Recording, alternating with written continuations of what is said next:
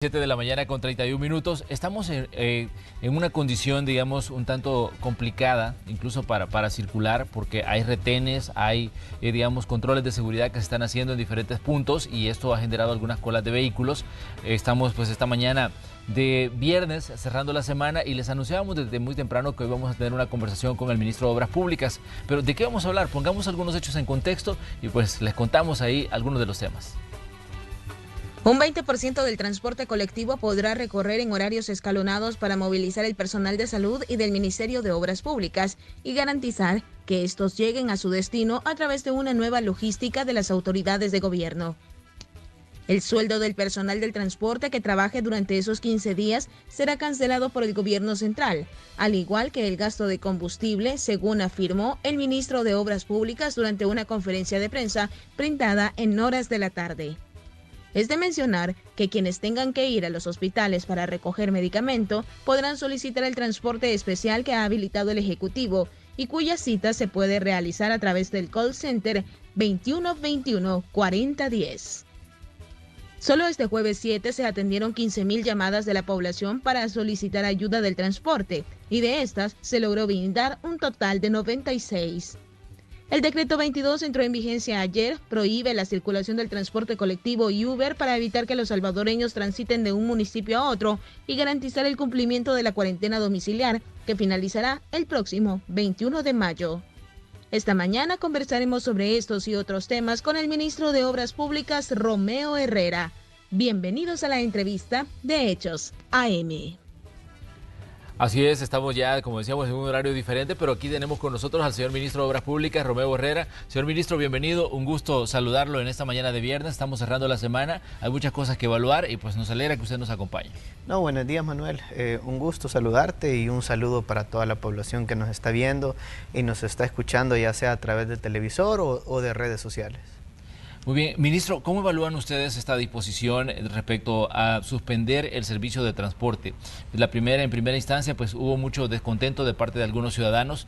Decían algunas personas, bueno, nos hemos quedado sin la oportunidad de movilizarnos al trabajo. Sabemos que algunas empresas sí han montado operativos para movilizar a su personal.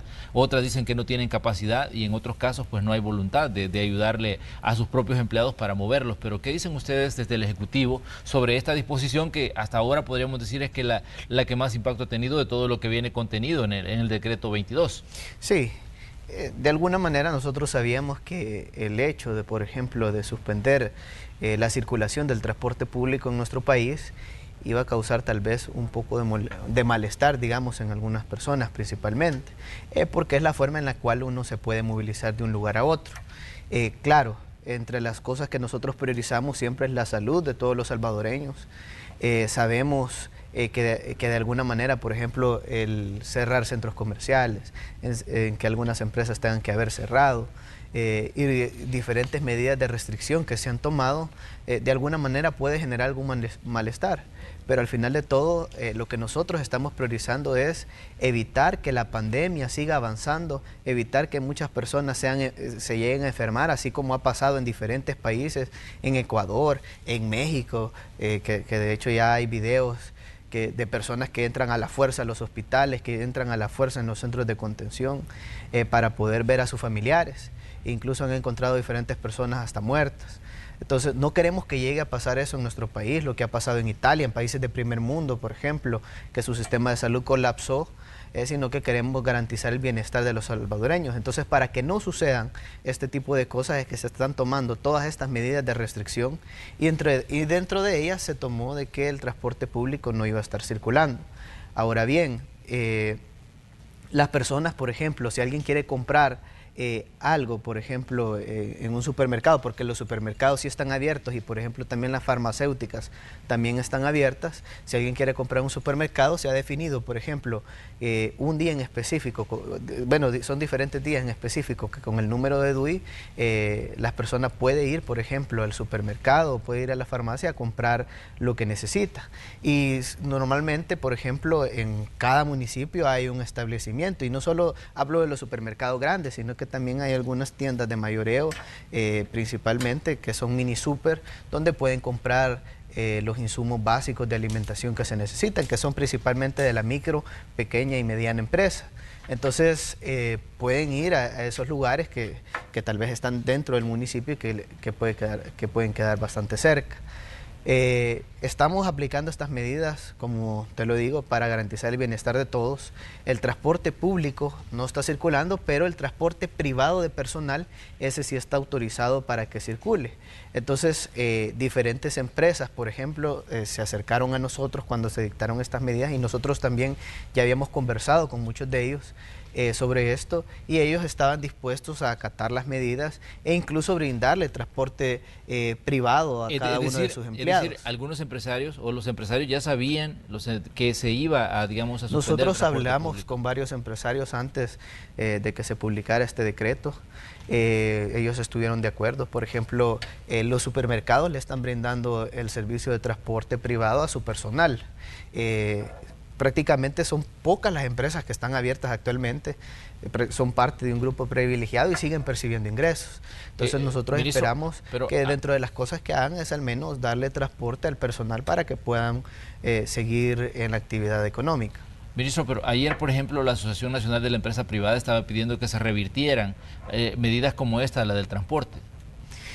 Me imagino yo que obviamente puede ser cosas que ellos no estén totalmente de acuerdo, así como hay empresarios que pueden estar de acuerdo, como por ejemplo los supermercados que te digo que le están dando servicio a la población, pero si bien es cierto puede ser que algunos, a pesar que lo estén dando, puede ser que implique algún costo.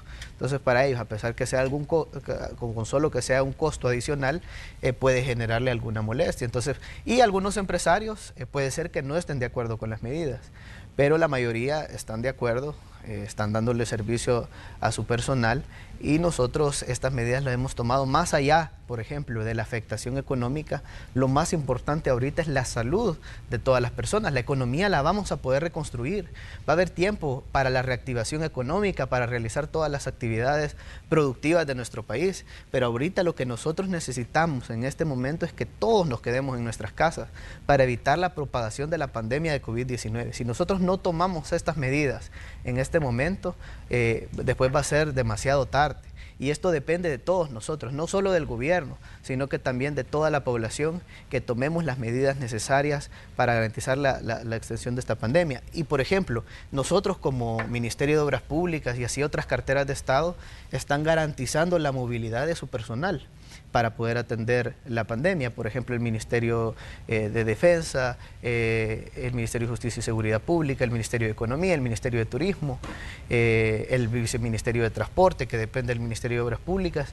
Todos estamos tratando de garantizar que nuestro personal esté realizando, por ejemplo, las tareas que son necesarias para atender la pandemia, y así como lo está haciendo el sector público, también así le pedimos al sector privado que pueda movilizar al personal para poder realizar cada una de las actividades que son necesarias. Ministro, le voy a hacer una pregunta porque seguramente mucha gente se la está haciendo en la casa. ¿Hay posibilidades de que se revierta la disposición y se permita circular el transporte colectivo?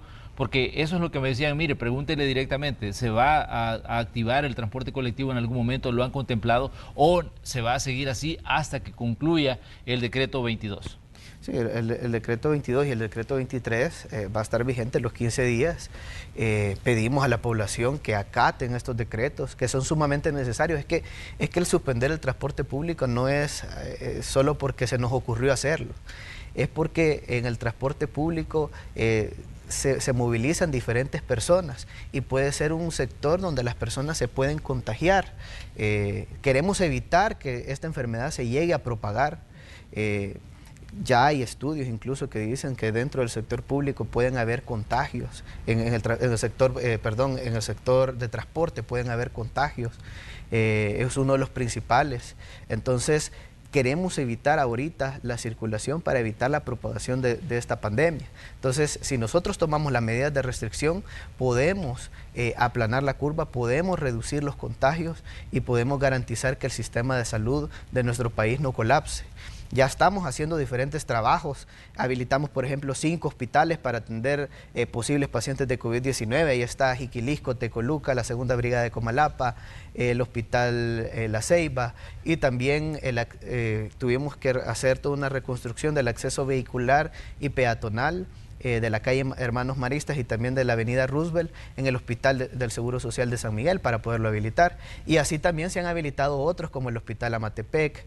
En el Hospital San Rafael, por ejemplo, estamos ampliando la capacidad para pacientes de cuidados intensivos. Vamos a tener una capacidad de 5 pacientes más para poderlos atender en el Hospital San Rafael y así en otros hospitales.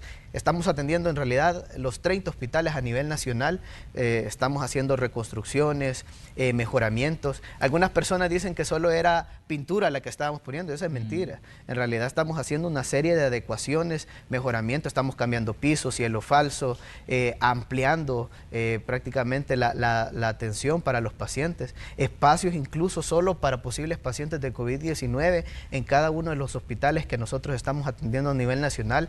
Va a ser una inversión de 28 millones de dólares. Ningún gobierno había trabajado, por ejemplo, toda la red pública simultáneamente. Estamos mejorando todos los hospitales, todos, absolutamente todos. Y se está haciendo en el gobierno del presidente Nayib Bukele una inversión de 28 millones de dólares. Ya estamos en la primera fase que hemos adjudicado 2.6 millones de dólares y adicional 1 millón de dólares en aires acondicionados. Pero te digo, por ejemplo, en los 30 hospitales también estamos poniendo nuevos aires acondicionados. Habían hospitales como por ejemplo el Hospital de San Vicente que ni tenía aires acondicionados. Entonces, adicional a todos estos mejoramientos que estamos realizando para poder atender a los pacientes, queremos que esto de verdad valga la pena.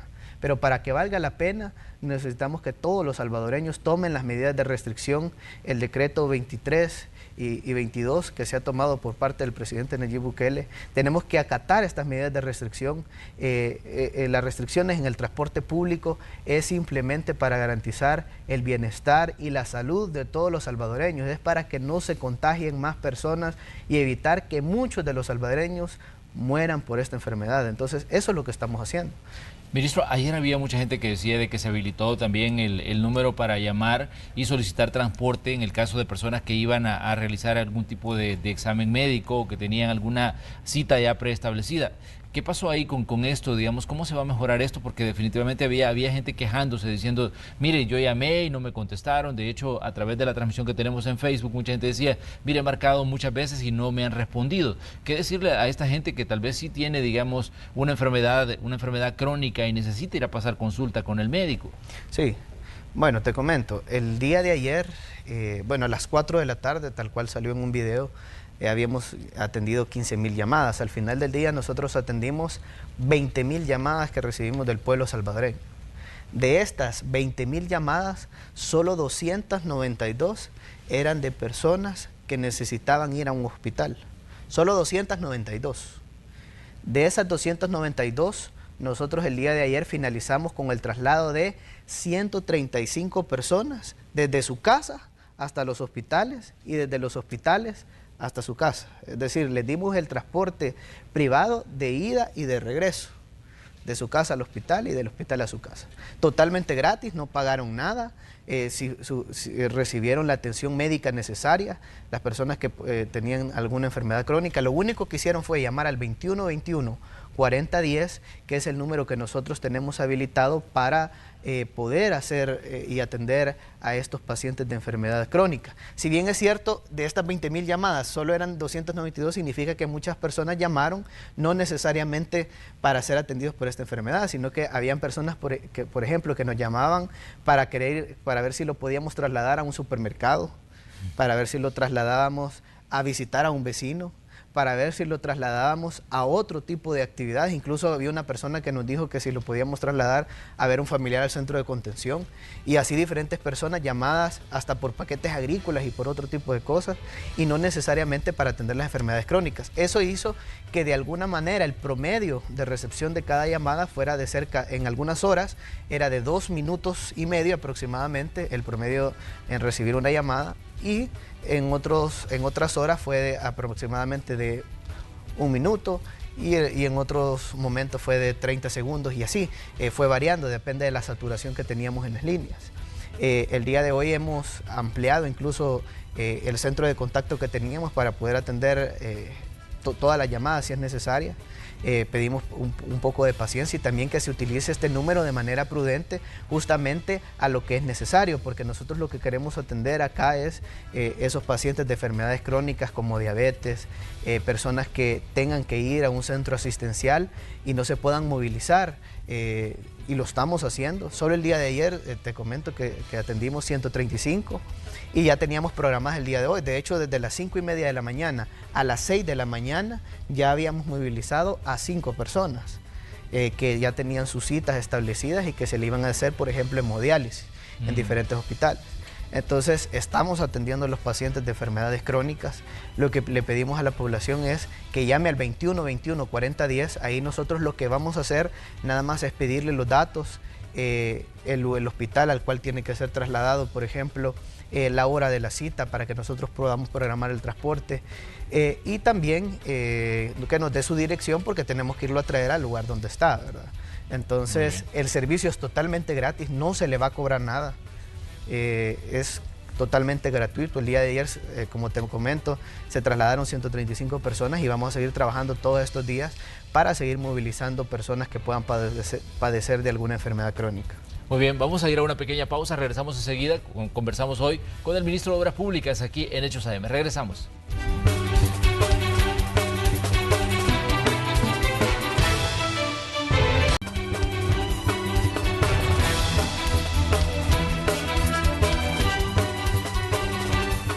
Continuamos en el espacio de la entrevista. Decíamos, hoy nos visita el ministro de Obras Públicas, Romeo Herrera. Estamos hablando de diferentes situaciones. Ya abordábamos el tema del transporte y cómo se está atendiendo al personal de salud. Ministro, ¿con cuántas unidades comenzaron a brindar este servicio de transporte al personal médico y a las personas que solicitaban asistencia para llegar a un centro asistencial? ¿Y cuántas unidades están trabajando hoy? Sí, bueno, con respecto a las unidades de transporte público, nosotros tuvimos una reunión con la mesa de transporte para ver dos temas principalmente.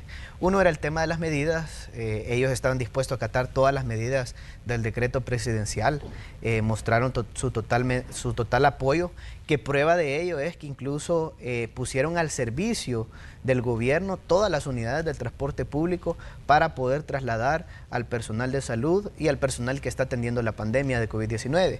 El Ministerio de Obras Públicas lo único que va a pagar es el combustible y el costo que va a ser del motorista. Prácticamente eso es lo que vamos a pagar.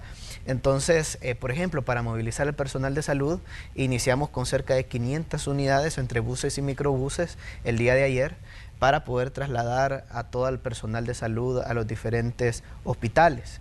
Ya nosotros ya aumentamos esa cantidad, ya tenemos más de 1000 unidades que están circulando actualmente para poder trasladar al personal de salud.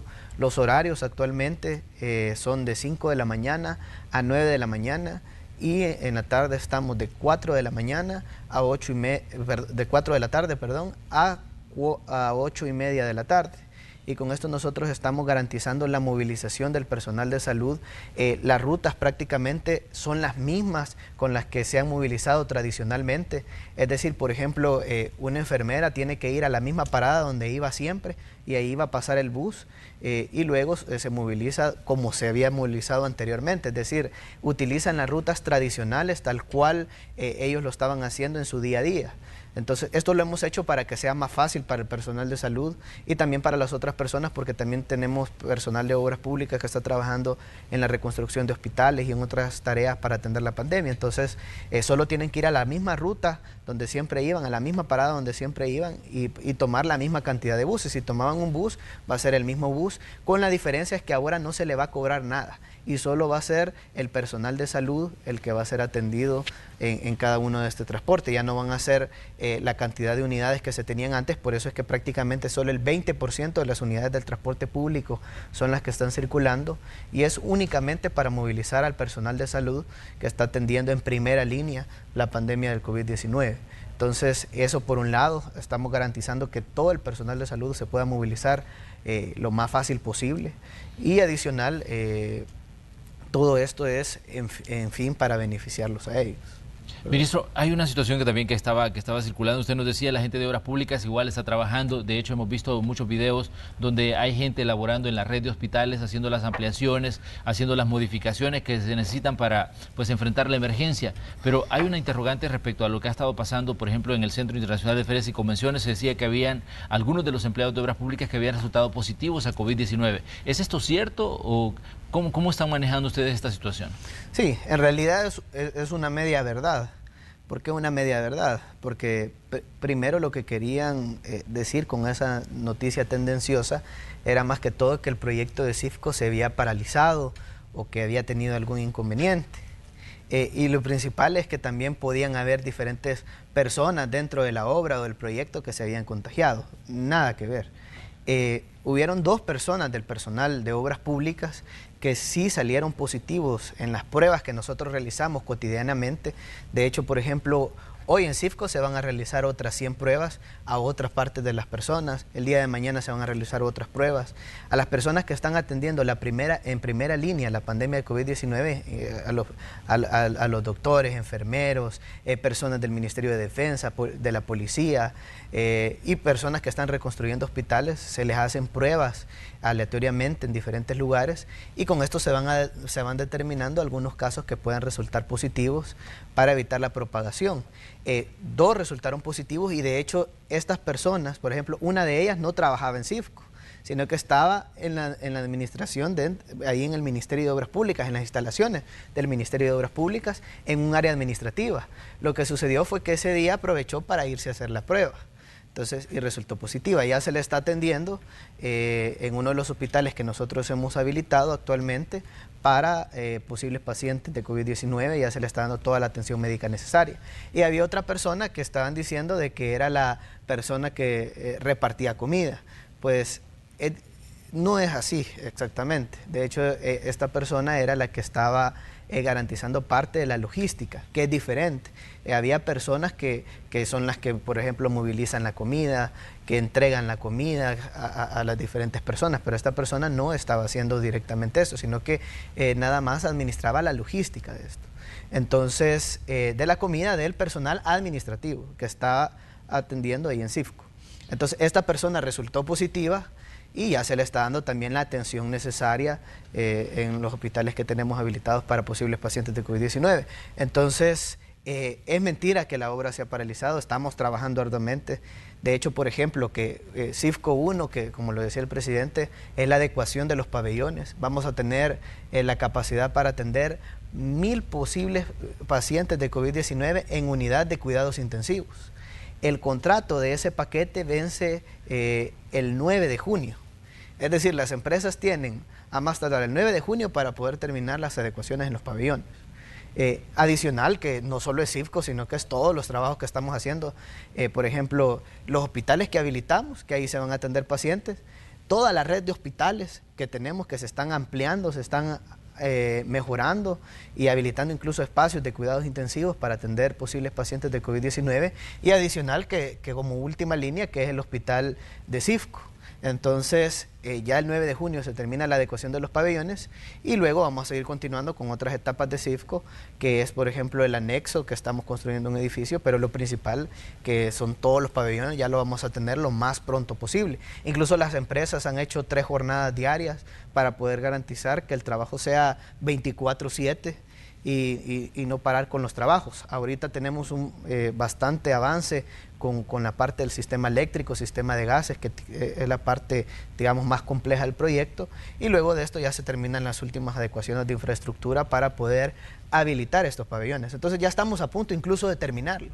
Ministro, ¿qué dice usted a quienes critican que se han gastado 13 millones de dólares, decían, en lo que va del proyecto? Y mucha gente decía, y se lo voy a decir tal y como se mencionaba, lo que vemos ahí nada más en el CIFCO es un hoyo que han hecho, decía ahí, un hoyo que cuesta pues tanto dinero, 13 millones de dólares, pero obviamente usted está manejando el proyecto y nos puede dar una perspectiva más clara de qué es lo que se ha invertido y qué es lo que están haciendo y qué tanto, qué porcentaje se tiene de avance ya de una obra que se espera pues sirva para atender la emergencia. Sí, un hoyo fue lo que recibimos en el Chaparral de cerca de 700 millones de dólares.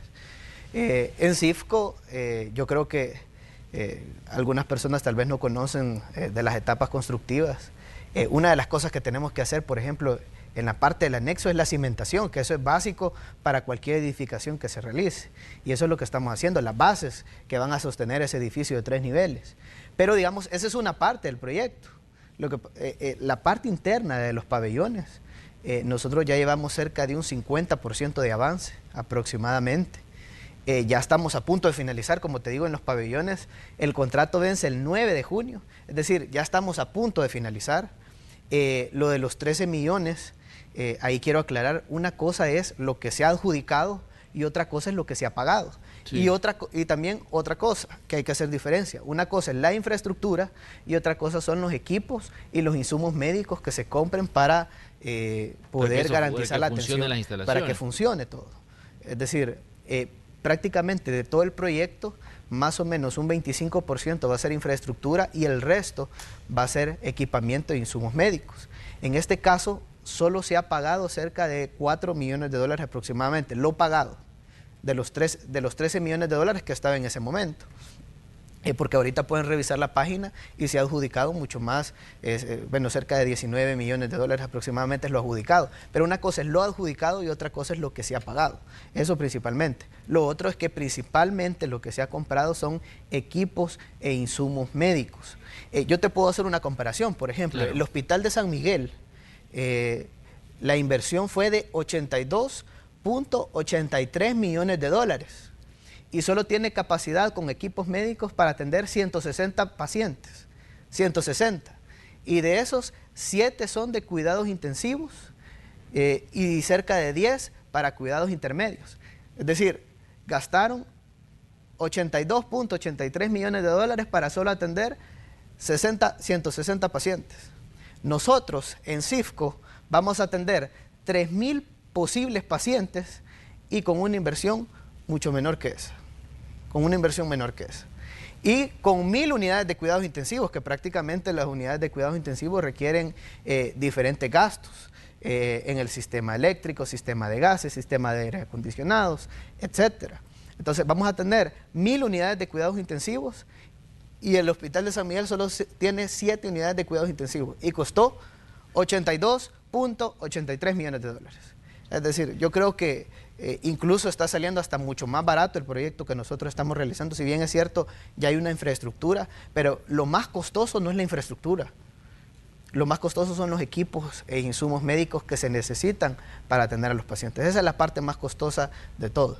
Entre los elementos que se mencionan también de este hospital en el Centro Internacional de Ferias y Convenciones es, ¿vale la pena gastar tanto en un proyecto que va a ser temporal? Todos los equipos, todos los insumos médicos. En dado caso que digamos que va a ser temporal todo lo que estamos haciendo, todos los equipos y los insumos médicos, que son más de 50 millones de dólares, bueno, cerca de 60 millones de dólares, van a servir para atender toda la red hospitalaria de nuestro país. En caso que solo sea temporal, que sea esa la última decisión, que sea temporal, se pueden reutilizar en todos los hospitales. El cielo falso, el piso, los aires acondicionados, todo lo que hemos puesto, se pueden utilizar en las instalaciones de CIFCO. El edificio que se está construyendo, por ejemplo, de 3 niveles, tiene la capacidad estructural para que pueda ser utilizada para diferentes cosas. Puede ser utilizado después como un ministerio, puede ser utilizado como un parqueo para la capacidad de 1.200 vehículos, que de hecho no lo tenía CIFCO. Y cuando tenía eventos, los carros se parqueaban prácticamente en la calle. Puede ser utilizado para diferentes fines. Es decir, es infraestructura que al final se va a poder reutilizar, no es infraestructura que se va a perder o inversión ociosa. Es una inversión que al final va a poder ser reutilizada para nuestro país. Prácticamente solo teníamos cerca de 72 unidades de cuidados intensivos. Nosotros estamos poniendo 1.000 unidades de cuidados intensivos más y adicional diferentes equipos que van a poder servir para mejorar la atención de salud. Se está capacitando ya el equipo y el personal médico que va a estar en primera línea en CIFCO, porque ya estamos prácticamente a punto de finalizar con los trabajos de infraestructura en los pabellones y ya estamos avanzando con todo esto, pero es una inversión que al final va a poder ser reutilizable mucho más barato de lo que se ha invertido en otras obras y prácticamente va a tener un gran uso. Hemos escuchado las declaraciones del ministro de Salud, Francisco Alaví, que decía que estamos en la etapa crítica de los contagios y de hecho esto ha llevado a que se endurezca la cuarentena.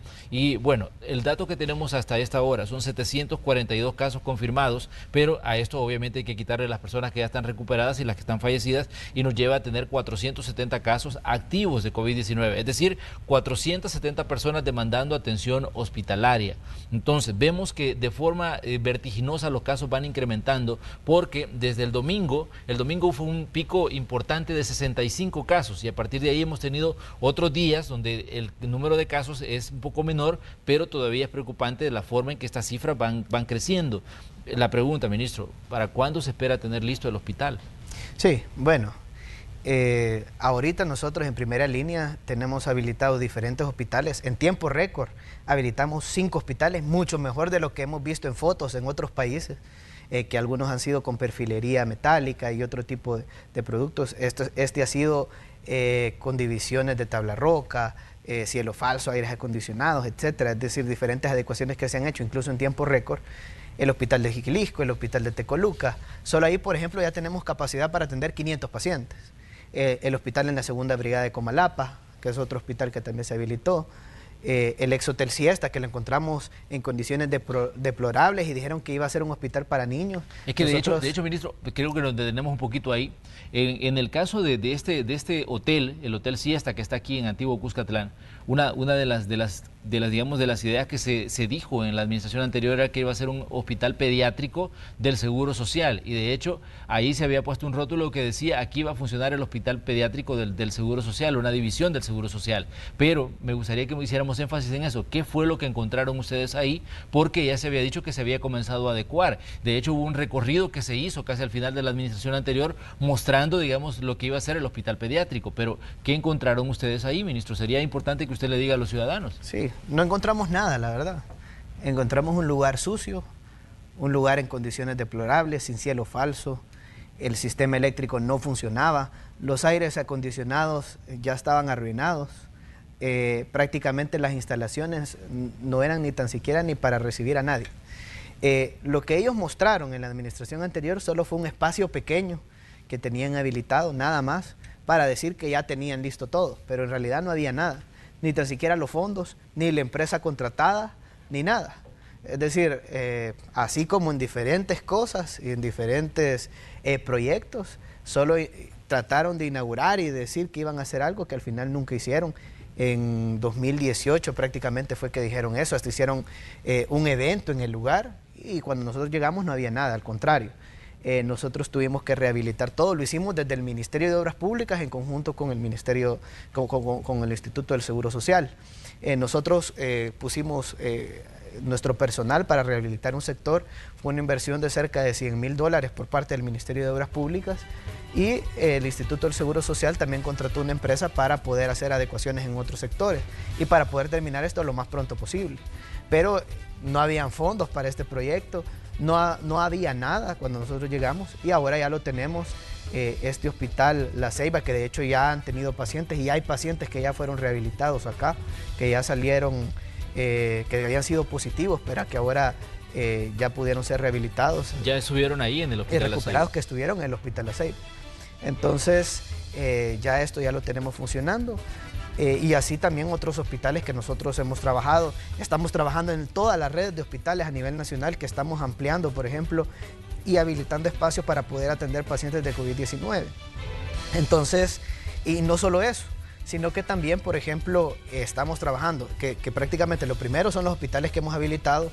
Está el Hospital Amatepec, el Hospital San Rafael, que también están para pacientes de COVID-19. Toda la red hospitalaria que después, digamos, ya al tener la capacidad de atender en estos hospitales, se va a extender a toda la red hospitalaria que estamos habilitando espacios para atender posibles pacientes de COVID-19. Y después de esto, como última línea, está CIFCO. El plazo contractual de CIFCO, de la adecuación de los pabellones, vence el 9 de junio. Es decir, el 9 de junio. A más tardar ese día nosotros ya vamos a tener habilitadas las instalaciones para poder atender cerca de 1,000 posibles pacientes de cuidados intensivos. Es decir, que sería CIFCO 1, lo que si es caso lo llegáramos a necesitar en ese momento, pero ya prácticamente ya tenemos y estamos trabajando casi que a punto de finalizar todos estos proyectos. El equipo, por ejemplo, que se necesitaba para la instalación del sistema de gases ya está en nuestro país, ya se está instalando. Por ejemplo, todo el sistema eléctrico también se está terminando lo más pronto posible. Estimamos que cerca del 15 de mayo ya vamos a tener esas instalaciones y de ahí vamos a tener cerca de 15 días adicionales para adecuar toda la infraestructura.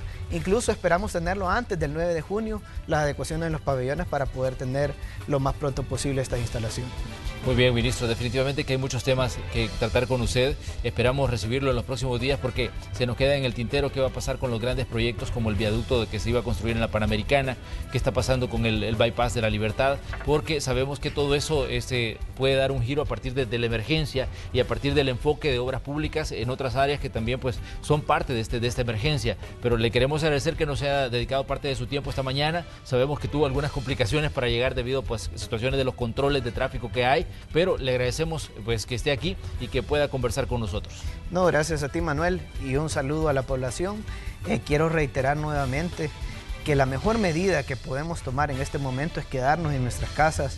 Evitemos salir, estamos a tiempo para evitar la propagación masiva de esta enfermedad. Queremos que no sufran los salvadoreños como han sufrido en diferentes países. Podemos ver en el espejo de México, por ejemplo, que lo tenemos cerca, Ecuador, que también es parte de este continente, y también otros países de Europa como Italia, por ejemplo, España, donde incluso países de primer mundo que su sistema de salud colapsó.